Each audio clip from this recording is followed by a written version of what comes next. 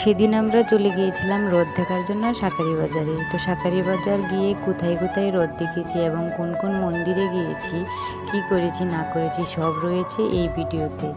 সব কিছু জানতে হলে শেষ পর্যন্ত ভিডিওটি দেখতে থাকুন।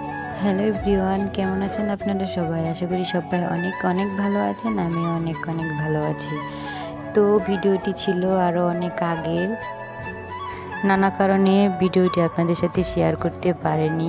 তো ভাবলাম আজকে ভিডিওটি শেয়ার করে দেয়াই যাক। তো বন্ধুরা, ওই দিন ছিল শুক্রবার, উল্টা রথ দেখতে আমরা সবাই মিলে চলে গিয়েছিলাম শাঁখারী বাজার। তো ওই যে শাঁখারী বাজার প্রথমে ঢুকতে এখানে শনি মন্দিরে আমরা গিয়ে দেখি রথ টেনে নিয়ে এসে পড়েছে। তো আমরা রথ টানা দেখতে পারিনি, এই জায়গায় রথ টানা আমরা মিস করেছিলাম। তো ভিতরে তাঁতীবাজারে আরেকটা জগন্নাথ মন্দির রয়েছে, আমরা সেখানে যেয়ে রথ দেখার জন্য চলে যাচ্ছিলাম। তো এখানে রথ দর্শন করে যেতে যেতে এখানে রাস্তায় আরও রথ, অনেক অনেক রথ পড়ে গেল, যেগুলো টেনে নেওয়ার জন্য সাজানো হচ্ছে।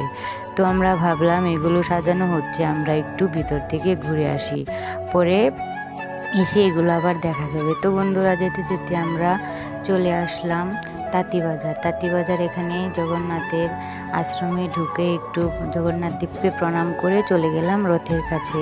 তো ওই যে দেখেন কি অপূর্বভাবে জগন্নাথ দেবকে সাজানো হয়েছিল। তো আমাদের যেতে যেতে অনেক দেরি হয়ে গিয়েছিল, এখানে গিয়েও আমরা দেখি রথ টেনে নিয়ে চলে এসেছে। আসলে আমরা সেদিন অনেক লেট করে গিয়েছিলাম, সে কারণে আমরা রথ টানাতে যেতে পারিনি। তো এই দুটো রথ টানাতে যেতে না পারলেও আমরা ওখানে গিয়ে আরও দুটো রথ পেয়েছিলাম, ওগুলোতে আমরা দড়ি টেনে নিয়ে গিয়েছিলাম। এখানে ছিল প্রচুর ভক্তের ভিড়ের জন্য একদম এগোনোই যাচ্ছিল না। অনেক কষ্ট করে, অনেক ভিড়ের অতিক্রম করে আমরা জগন্নাথ দেবকে দর্শন করে চলে এসেছি। তো আসার পথে এখানে মায়ের মন্দিরে একটু মাকে দর্শন করে নিলাম এবং মাকে একটু প্রণাম করে নিলাম।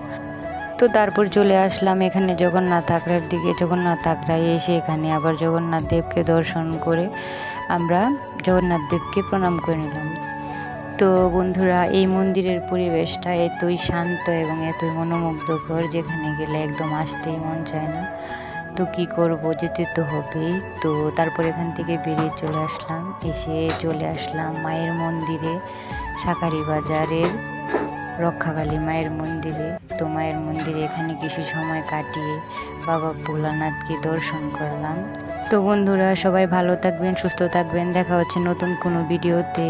আর হ্যাঁ, আপনারা যদি শাঁখারী বাজারের ভিতরে আরও কোনো মন্দির দেখতে চান বা মন্দিরের লোকেশন জানতে চান, তবে অবশ্যই আমাকে কমেন্টের মাধ্যমে জানাবেন। আমি আপনাদের মাঝে আরও একটি ভিডিও নিয়ে হাজির হয়ে যাব।